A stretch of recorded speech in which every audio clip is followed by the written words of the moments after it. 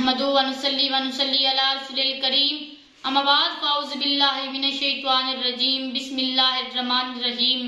जनाब सदर, मोहतरम सामीन कराम और मेरे तमाम हमअक़दर साथियों, अस्सलामु अलैकुम।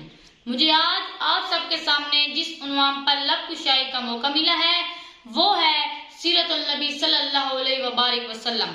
याद कीजिए ताइफ की वादी का वो दिल खराश मंजर, जब शरीर और आवारा लड़के आप सल्लम को पत्थर मार मार कर इतना लहूलुहान कर देते हैं कि आपके सर से बहने वाला खून आपके जूतों तक पहुंच जाता है।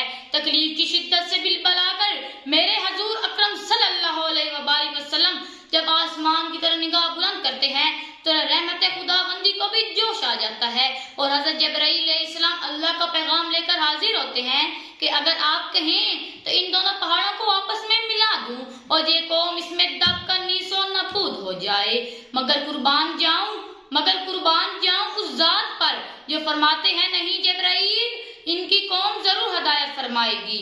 वो अनवर अकरम यासीन ताहा रहमतुल लिल आलमीन आपकी जात है, जिन्होंने ससकती हुई चीखों की आवाज सुनी, रोती आंखों की जार सुनी, बेवाओं की फरियाद सुनी, यतीमों की आह पुकार सुनी, जिनके आने से अर्थ में निखार आ गया, जहालत का कटा तो अंधेरा खत्म हो गया। आप आए तो दुनिया ने सीखा कि जिस बस्ती से हजूर अकरम सल्लल्लाहु अलैहि वसल्लम को तंग करके निकाला गया, उसी बस्ती में जब आज आप फतह की हैसियत से दाखिल होते हैं, सिर्फ उसे अमन और सलामती का पैगाम देते हैं। जनाबे वाला, ज़हनी और फितरी लिहाज से सोचे जाए तो आप सल्लम ने उस मुआशरे को जिसको हयात इंसानी का शाऊर तकना था, उसे हकूकुल अल इबाद का शाऊर अता किया।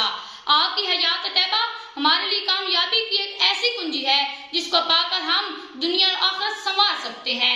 निगाहे इश्क मस्ती में वही अव्वल वही आखिर, निगाहे इश्क मस्ती में वही अव्वल वही आखिर, वही कुरआन वही फुरकान वही यासीन वही ताहा। शुक्रिया।